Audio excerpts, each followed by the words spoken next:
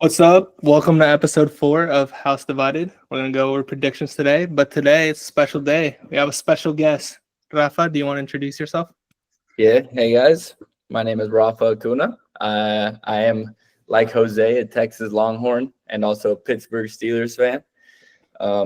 I guess it's a house divided, but right now it's 2 versus 3 in this podcast. But yeah, I'm excited to be here and ready to dive into all the fun topics we got today. Yes, sir. Yes, sir. It's actually 2 versus 1, but Yeah, 2 out of 3. 2 out of 3 is what I meant to say. okay, you know what? I got outnumbered, but soon there'll be an Aggie on here to show support with me. All right, first order of business, speaking of your Longhorns, is can Texas show a dominant performance against a hobbled Florida team this week? I'll let the newcomer start us off. Of course. I mean, I think 100%. I think Quinn is coming out swinging, and I don't think he's going to struggle how he did in these past 2 games. I know, obviously, got the win against Vanderbilt, but it wasn't as pretty as we would have liked. Quinn's pocket presence isn't the best, but I think he's going to bounce back, and I think we're going to put on a show against Florida, especially with Isaiah Bond hopefully coming back. And I mean, I trust in Gunnar Helm to put up at least 2 touchdowns against Florida. Oh, 2. That's bold. I agree with the Texas looking dominant. I think they cover the spread, and I think they do even more than that. Florida's playing in an SEC game against an elite defense with a quarterback who was at Yale a year ago. I think they're going to be shut down completely offensively. All 20 points scored last week were with Lagway. Same story is going to happen this week. I don't think they get a lot. I think Texas gets going with Bond returning to the lineup. Quinn a week off to get healthy and get his mechanics back and the momentum back to the way it was. First of all, I don't like the disrespect on Yale. It's a good school. Go Harvard. They always pull off upsets in basketball, so hey. But yeah, I agree. I think their offense is just they might put up 0 points. I'll be honest with y'all's defense, but I don't think you guys put up a lot of points. But obviously enough to cover the spread. I would be shocked if Florida scores more than 7. That's how bad I think that offense is. So if you guys are impressive, I will be very, very concerned and roasting on this podcast. I agree with the analysis of. I think 7 points is I think 6 is probably the most realistic points that they get. I think it's 2 field goals the most. Yeah, if they score a touchdown, I'll give you that because maybe they get the field position and get field goals. But if they score a touchdown that's not on defense, I would be concerned. Mm-hmm. Yeah. My would be a quick. Oh no, sorry. So I didn't mean. No, go ahead. My one worry is if it's something like Georgia. Obviously, they don't compare to Georgia's defense, but if a turnover leaves them within the 30, within the 35, I think that's our biggest issue because I have no doubt in our defense to be able to put in a performance how they've been doing all season. But I think it is up to the offense to not put them in those positions like they did against Georgia. But regardless of that, like y'all said, I think Texas is winning by a landslide. Yeah, but I just don't see Florida physically getting a first down. Like I don't see how they I don't know. I was watching the second half of that Georgia game and it was awful offensive football being watched. It's like playing on Heisman and you have your 2-year-old or like 5-year-old brother playing. He's quarterback while you're stuck on an island outside. There's nothing you can do. Like he's saying, when Texas lost to Georgia, 23 of those points came from those inside the 40 possessions given straight to Georgia. I think that if that doesn't happen with Florida, Texas dominates. But since we brought up the Bulldogs, they have another big ranked matchup. This time they face the Ole Miss Rebels, who come off a very big and hot win against the Arkansas Razorbacks. What are we thinking about this game here? I personally, I don't know what to think with Ole Miss. When I pick for them, they lose. When I pick against them, they blow the other team out. But I think it'll be a good game. I think Georgia squeaks out a win. But I think it'll be a good game, hostile environment. I don't think Jackson Dart drops 500 yards again. I think it'll be more of a defensive showdown between both good defenses. But I think Georgia is just the better team overall and more experienced in these type of tough matchups that they'll pull out the win. But it'll be a good game, to be honest. Yeah, I also think Georgia's gonna. I think they're gonna take the victory, but I mean, I think the only thing that Ole Miss kind of has going in their favor is we've seen Georgia struggle against some of these teams that might have more high-paced offenses. Like we saw them struggle against their win against Missouri, for example. And, they did show some vulnerability in those situations. And I think if Ole Miss can somehow exploit any defensive lapses by Georgia and keep it close in the fourth quarter, they got a chance. But I think Georgia's winning it. Even if it's not a pretty game, I think Georgia's coming out on top.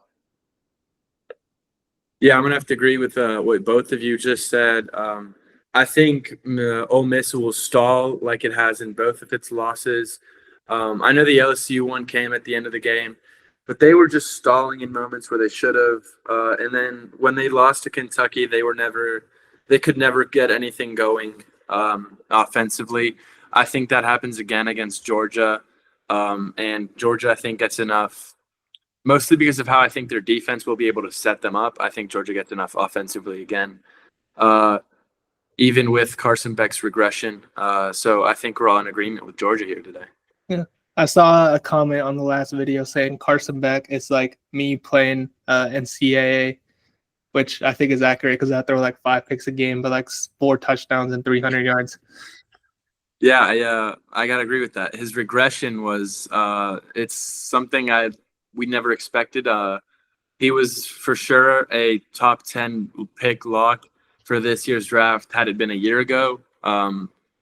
Now I don't think he declares the way he's playing. Yeah, maybe my Cowboys pick him up for some reason. They need a backup since Trey Lance ain't it. No, he's a Carson Beck type player. He can throw 5 picks in a game. But in a preseason game. Anyway, yeah. Moving on. Indiana, the Cinderella team we all love. Their first semi-test. Obviously, Michigan's not what they were last year, what they have been, but they're still a tough team. Have some talented players, except their quarterbacks. What do you guys think about that game? Yeah, I'll start us off. Yeah, you can start us off. Oh, thank you, Jose. Mm-hmm. I think Indiana once again is going to win. I just don't see much power behind Michigan. I mean, their rush game is decent. It's obviously not what it was last year, and I think they have a chance. It also depends on Will Johnson's availability. If he's going to play, I think he can make a big impact. But I think, like Ole Miss, they have a chance to kind of put up a fight, but I don't think they're going to be able to beat Indiana overall. I think Indiana just comes out and keeps the story going. I'm going to agree with that. Michigan's defense is solid. Probably, I'm going to go as far and say it's maybe the best one Indiana's faced all year. I'm a huge fan of Graham and Grant down the middle. I think Will Johnson will be a top 2, top 3 pick come the draft. But that offense, again, is – I will say Davis Warren looked more clutch in third down than anything he's ever done. He actually kind of looked good in some moments. The 2 touchdowns, 150-plus yards. Completion percentage was decent as well. But I don't think that's enough. I think Indiana should be ranked higher. Well, they could be ranked higher than they are right now, and I don't think anybody would complain. I think that would be a fair assessment. I think Indiana has this. And then from a Michigan side of view, I just want to see them build to develop a new identity under Sharon Moore so that they can keep growing over the years. There's something you said there that I was shaking my head no to. Will Johnson, top 3 pick? What's that? Top 3? No, top 3 for sure. Who are y'all's top 3s in the draft right now? Who are y'all's top 3 picks? Top 3 picks will be Travis Hunter, Will Johnson, Cam Ward. I think maybe Cam Ward, Shedeur Sanders, depending on who's QB1 after the combine. I think it depends on who gets those picks, but I think it would be Travis Hunter, Shedeur, and Cam Ward, and then some other players, and then Will Johnson. He'll be top 10, but I don't know about top 3. Well, I'm telling right now, it's New England's picking 1, Washington's picking – not Washington. Oh, that's stupid. Jacksonville's picking 2, and 3 right now is New Orleans, I believe. So if it's New England 1, they're taking Travis Hunter. They need a good corner and a receiver. And then number 2, Jacksonville is not going quarterback, so you got to take the best player available. That's Will Johnson.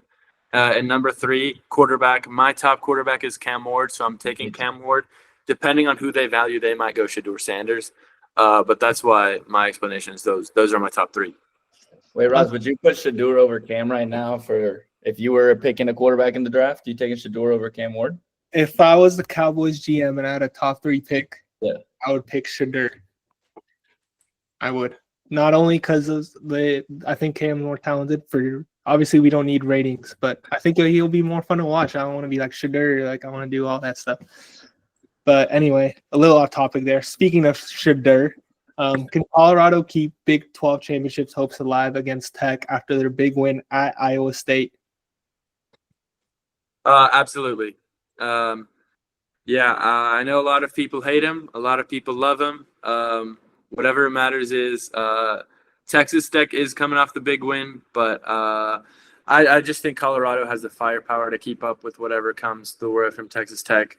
I don't see them getting a lot of stops, as has been their thing, but I think they got it in the bag. I think they might go undefeated until the Big 12 championship. That's my prediction for them this year. Fair enough. I think Colorado's got a good chance to beat Tech. I mean, Tech is coming off of their high, after defeating Iowa State, and they'll have home field advantage. And we've seen Colorado with these weapons they have, but also we've seen them struggle a little bit. So I think it'll be a test, but I do think Colorado, Shedeur is putting on a clinic. Y'all saw that video of him saying he doesn't plan on registering because he's hitting the draft. So yeah, I think they're all coming out swinging. I think Colorado is going to get the win as well. This is where I might disagree with y'all here. The Red Raiders. Yeah. If Texas Tech had lost last weekend, I would come with a different mindset. But Texas Tech, after a big win, not just because they beat Iowa State, that stadium is going to be rowdy. They're going to be excited. They have just a lot to play for, and it's a big game. Obviously, Colorado in the Big 12 is probably one of the biggest brands now. And I think that environment, we saw what Colorado did at Nebraska. They weren't really in that game, and I think it'll be something similar. Todd Brooks is going to run all over that shaky Colorado defense, and I think Tech will win a close one in a shootout, but I do think Tech and home field will make the difference. I mean, what it comes down to me is we were just talking about him. Most of us in agreement said that 2 Colorado players would go top 3 in the draft.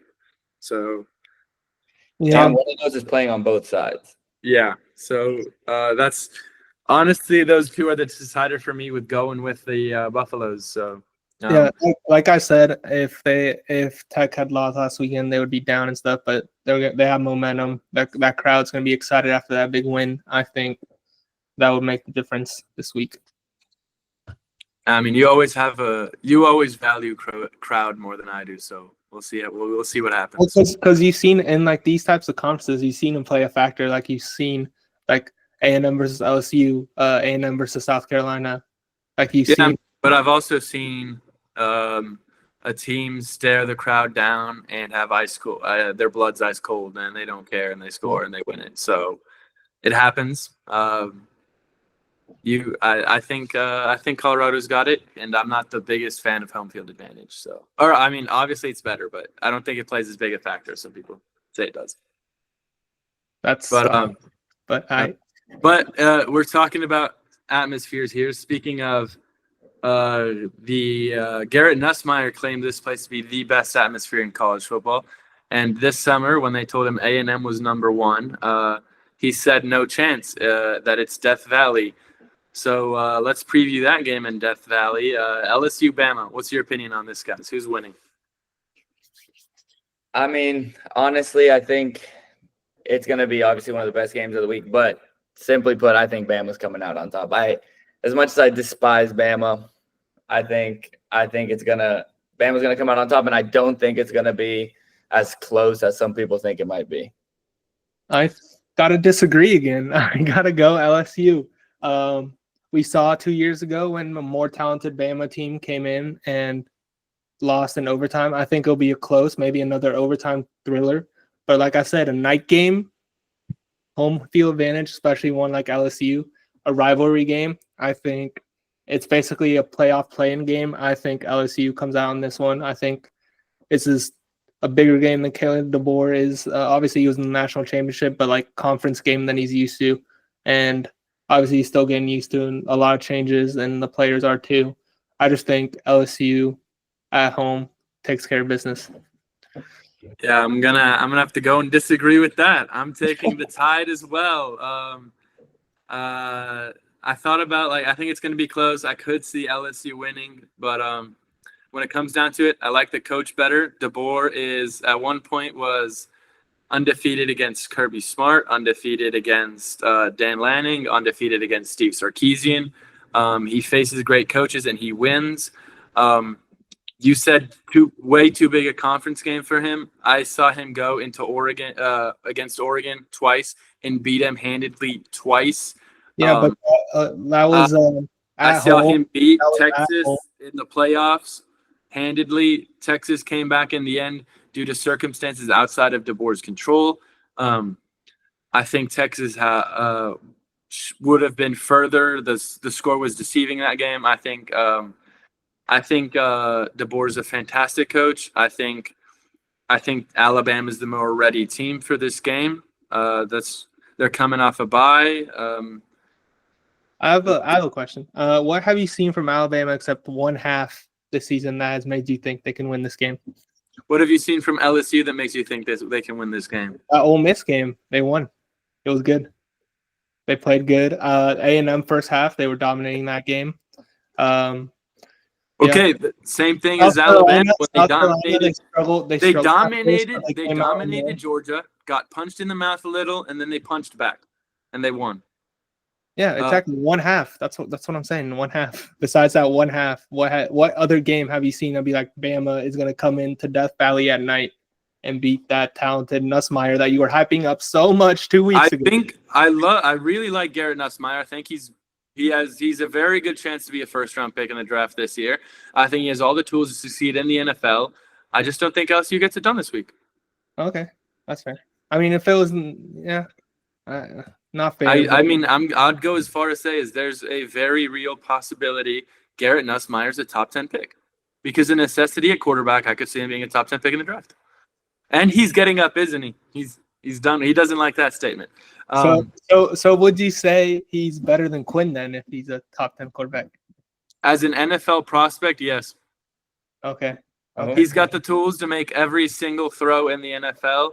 And we're not picking this guy in a college game at home at night? I'm so confused. I don't like the team around him as much as I like Alabama's team. Okay. And while I don't like Milroe as much as a prospect, I still think he's a really good college quarterback. No, he is. Yeah. All right. Anyway, of that argument, you'll admit tomorrow. I mean, next week that home field does matter in college football, and you'll see with those two games. I do think it matters. I just think you overblow how much it matters. It obviously does. Like when the momentum gets on your side, your team does things they normally wouldn't do. Like you saw at South Carolina, you saw us go up at LSU big, just rolling. I think it does matter a lot. But anyway, enough with college football. Let's move on to the NFL. What is one game you guys are looking forward to this weekend? And tell us a little bit about it, who you think's going to win. I'll start us off here with I'm picking my team, and the Pittsburgh Steelers, I think, have the best game of the week. It's the 6-2 Steelers against the 7-2 Commanders. Both teams had big trade deadline acquisitions. I'd like to see them with their new players. I think they match up very well. I think Pittsburgh's defense is their strong suit. They're facing the Washington offense that's looked incredible, while the somewhat weaker Pittsburgh offense is facing the somewhat weaker Washington defense. Both of them acquired new players that might even face off against each other this week. Mike Williams of the Steelers versus Marshawn Lattimore of the Commanders. I really, really want to see how Jaden Daniels works under the pressure of having Cameron Hayward come down the middle, and then he's got T.J. Watt and Alex Highsmith on each side. It's Washington is at home. They're open as 2.5-point favorites. I don't think they cover. I'm not sure about who wins yet. I think Pittsburgh. They got more experience in high high stakes games, as obviously as this is, because both of these teams are in elite divisional battles.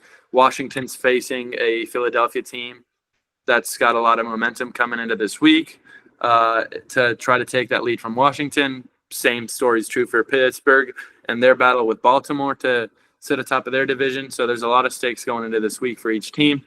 And eventually, I think the decider might be that the Commanders are coming off a tough division battle and Pittsburgh's coming off a bye week, which is why I'll go Pittsburgh. But it's a tough game for both teams, and I'm really excited to see it. I like it. Yeah, I fully agree with what you said. I mean, it comes down to it. I think Commanders have, 3 turnovers in the whole season. Yeah. And I think the Steelers have, like, on defense, I think they have around over 10 defensive turnovers. They're one of the defense forcing the most turnovers. Yeah. And I just think I just don't see how 3 turnovers, like, that's a crazy, crazy statistic to have this, like, 9 with a rookie quarterback. With a rookie quarterback. And I just think big game lights might be a little too bright. And I think TJ Watt, Highsmith, and Hayward pressuring at the same time. I think that's the best pass rush in the league right now. And I think we're getting at least one fumble either on like a strip sack or just something happens, but I just don't see a game without turnovers for the Commanders. But I guess Rods, do you have anything to say on this game or should I transition? It's a tough game for me to pick. I wanted to bet it, but I'm staying away. But I think it would be interesting to see Jayden Daniels going against one of the best defenses in the league, and I'm just interested to see how he does, to be honest. Yeah. I guess I'll go next. I'm really excited for this Lions Texans game. I think currently the Lions are the best team in the NFL, and I mean, I don't think there's much argument for that. If somebody has another team that'd like to say, I mean, you could argue the Chiefs are undefeated, but I just don't see them being very strong this year. But the Texans, I think Nico Collins is a questionable coming back this week, might be the next one. And I think that would be huge because besides last week, we saw Tank Dell did have a pretty good game, but he's been struggling all season. He's not necessarily what I personally thought he was going to be this year. And I think that would be huge. But once again, the Lions, Brian Branch, and I just genuinely don't see the Texans being able to fully pull it off. But I think if Nico Collins is back and the Texans offense is going how it was last year and in some games this season, I think this game was going to be at least exciting to say the least, whether it's a blowout and the Lions are putting up a crazy amount of points or it's a shootout between both teams. But I think this is just, from a viewer standpoint, going to be the most fun game to watch this weekend. I agree. I feel like lately the Sunday night games haven't been the best, and this one is getting us back on track. I think it's going to be a shootout. I think it'll be like 37-31 Lions. I think their running game is going to make a difference, and Jared Goff just can't seem to throw an incompletion. So I think Ben Johnson's obviously a genius, and that offense, it just, I don't know who can stop him, to be honest. Yeah, I agree. With the addition of Za'Darius Smith that just got from Cleveland, the pass rush should be better this week. Even then, Houston's still got injuries along the O-line, injuries along the receivers as well.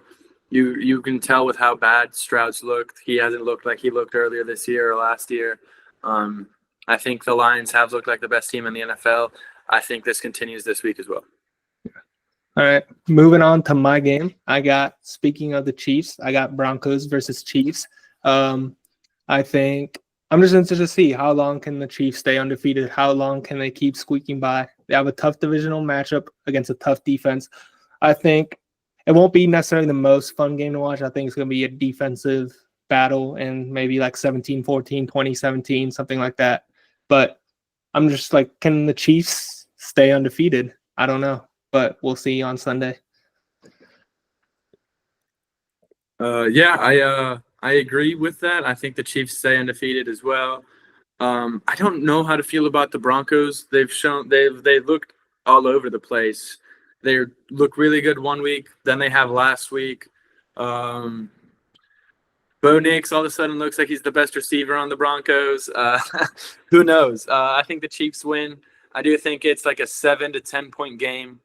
I think their defense is just really good, and I think they'll shut down that Broncos offense for a good amount of the game.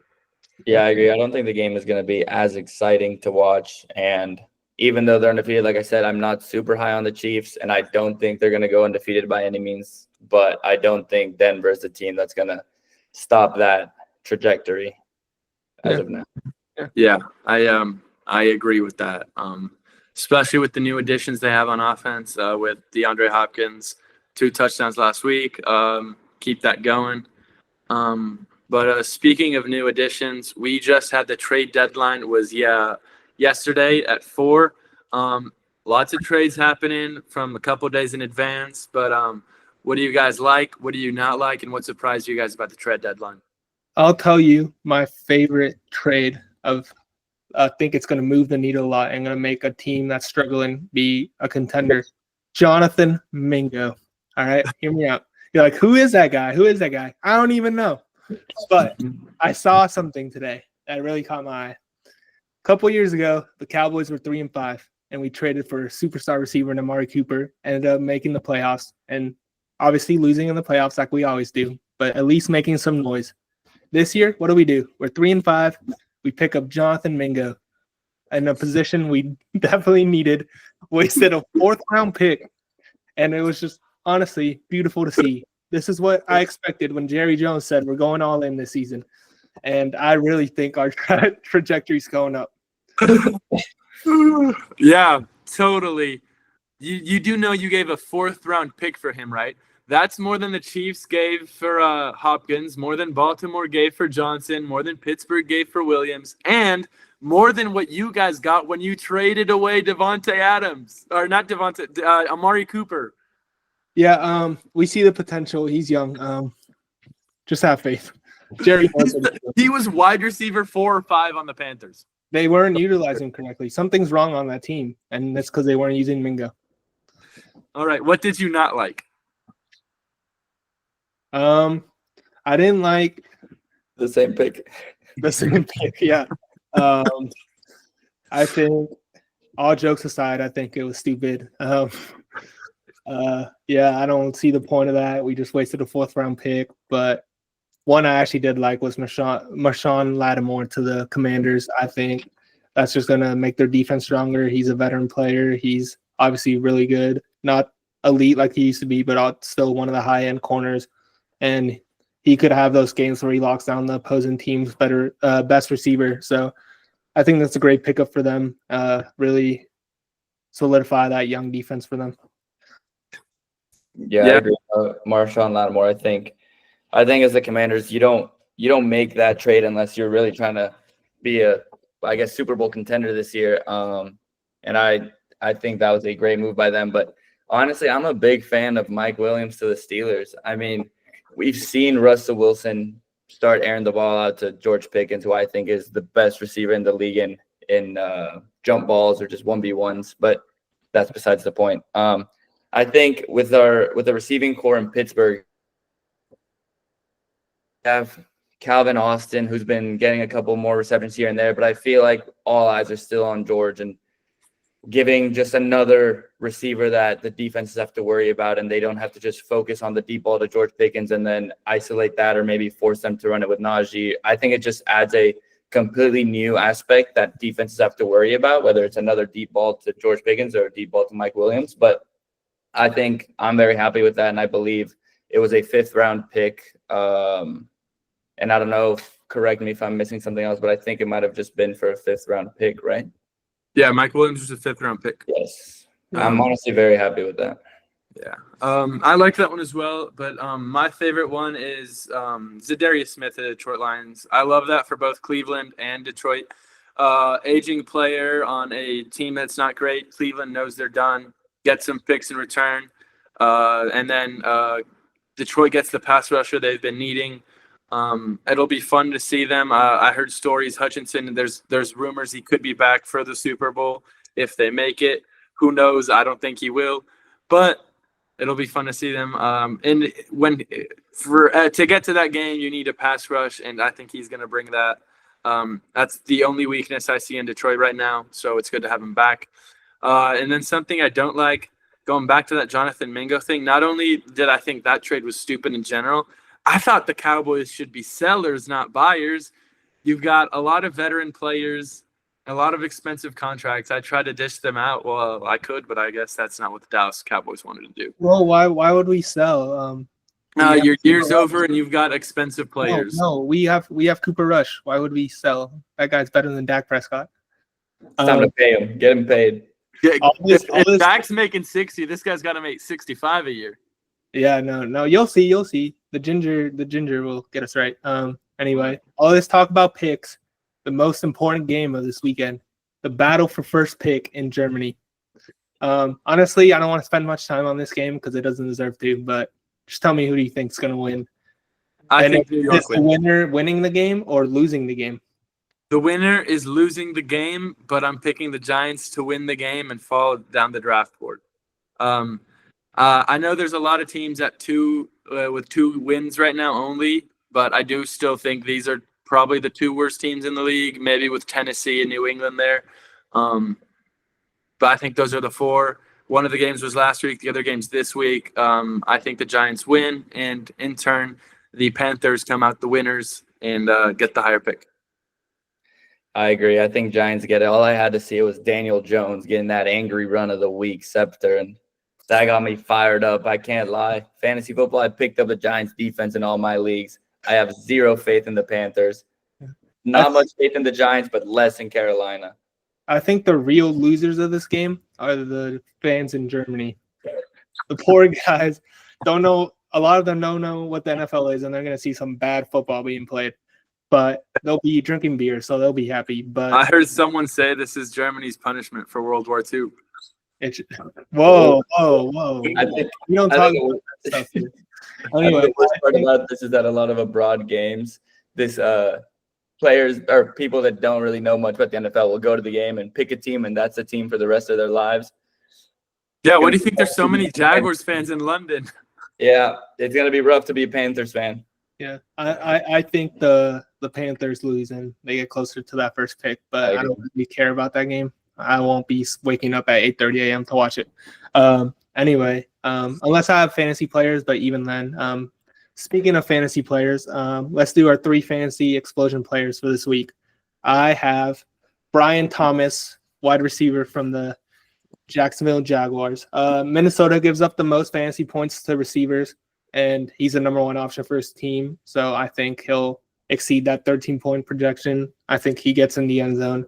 So that's 1. I got Saquon Barkley, 17 points. Yeah, he's just playing Dallas. You've seen all the running backs, what they do to Dallas. Don't have to explain much. Saquon is top 2 running back in the league. He'll probably drop 30 to 40 on us. And then last one, speaking of that awful game in Germany, Tyron Tracy.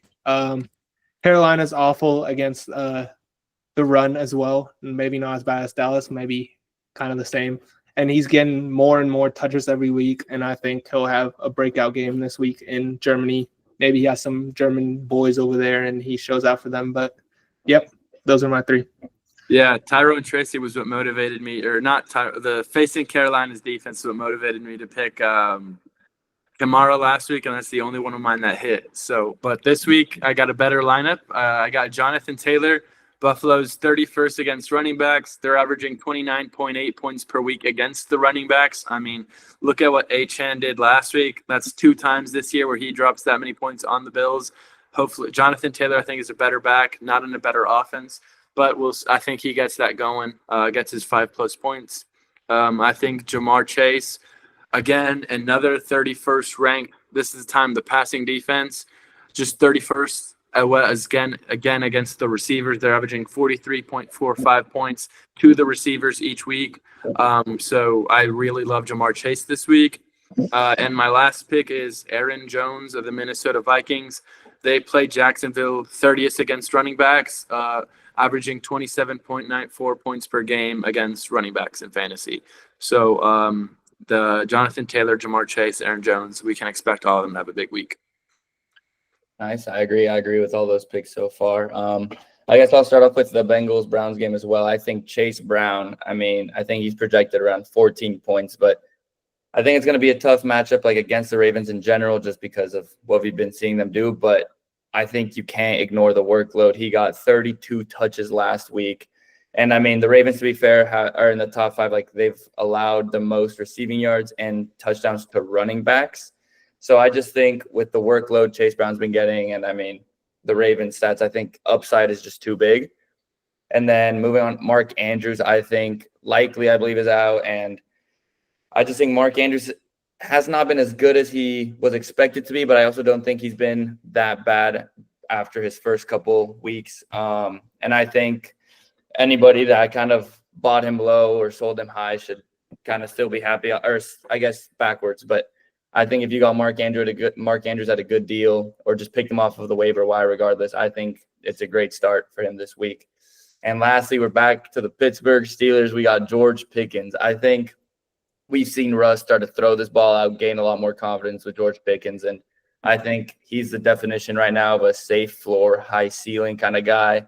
I think against Washington, I don't want to say it necessarily, but I think the Steelers might be chasing in points a little bit just based on how we've seen, Jaden Daniels playing. That offense is electric sometimes. So I think there's a chance the Steelers are kind of chasing in points. And even if they're not, I don't think it's going to be a crazy lead to where they're just going to be rushing the ball every play. So I think George Pickens is a safe bet to get either 10, 15 points, but I also think he has a chance to, blow up, catch one of them big bombs from Russell Wilson, or just have a big play. So those are my 3 for this week. Yeah, those are some great picks. Hopefully we do better than we did last week, going a combined 2 and 4. Yeah. But anyway, let's move on to our best bets and headlines. Jose, tell us a little bit about your headlines for this week. My headlines are in honor of one of my favorite movies growing up, one of my favorite movies to this day. I'm going with Forget the Titans. The Chargers are winning this game. They're covering this game, and the headline is we don't care about the Titans. It's going to be electric. Justin Herbert's going to have another great game coming off of what he's had the last 2 weeks.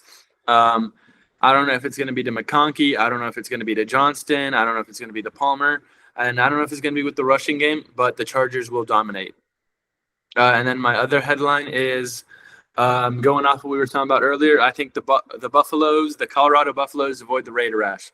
Nothing's going to get to them. I think they come out with the win. All right, good. Rafa? Well, I got 2 headlines. The first one is just simple. I think Horns put on a clinic. I think, like I said, they're coming back swinging, and I think it's going to be a massacre for Florida. And second, I think Jose touched on that a little bit ago, but the second tragedy in Germany in the past 50 years, I just don't see how, whatever the dates are, but I just don't see Germany having a good morning, or I guess it wouldn't be that early as it is here. But imagine you get an NFL game, you get excited, and they tell you it's Carolina and Giants. I don't even know if I'd sell my ticket. I don't know if anybody would be willing to buy. I just feel bad for the Germans over there. Yeah. I would just be drinking a lot of beer and enjoying some cheering here and there. My headlines for the week are: the Tiger is uncaged. I think, like I said, LSU will win in a close game against Bama and drain Bama's playoff hopes. And then my second one is: the Dogs shut down the rebellion. I think Georgia goes into Ole Miss and really in a close game, and a nail biter takes it out and beats Ole Miss and crushes their playoff hopes. Anyway, let's move on to our best bets. Let's get some people some money. I did pretty good last week, 3-1, not the flex, but yeah, let's get into this. Yeah, I'll start us off with my bet. My best bet for college football, I'm going with the most likable team, probably, with all of America rooting for them. I'm going with Army. I think they cover against UNT. Army's covered every single road game, as well as every time they've been road favorites. And this year they're 5-1-1 as favorites against the spread. And UNT has failed to cover spreads higher than the 5.5 against teams ranked lower than Army throughout the year. So I'm taking the Army covered against the spread. I think you all should. It's a great bet. And then NFL-wise, I took the LA Chargers. They're 5-1 against as the favorites this year against the spread. They covered their only other time they were their favorites by more than a touchdown. And every time they're home favorites, they've covered this year so far. So that's why I'm going with the Chargers there. And as I said, you got to forget the Titans. Rafa, your best bets? Yeah, so I just got two absolute locks here. It's like I said, the Lions, best team in the NFL. It's going to be a shootout. First, I'm taking the over 48.5 points. The Lions in the past 5 games, the least amount of points they've put up is 24. And I mean, I'm pretty sure not this week, but the week before they put up 52 or something like that. I just don't see them not hitting the over. And I'm also taking Lions minus 3.5. I think it's going to be a shootout, like I said, and I think it'll be close, but I don't think it's going to be within a field goal. I think the Lions win by at least 7 points. And yeah, I think those are the 2 locks, and 0 chance you lose your money if you run with us this week. I'm feeling it. Yeah, I agree. Sorry for not putting it on the graphic. I did not realize you were giving out bets today.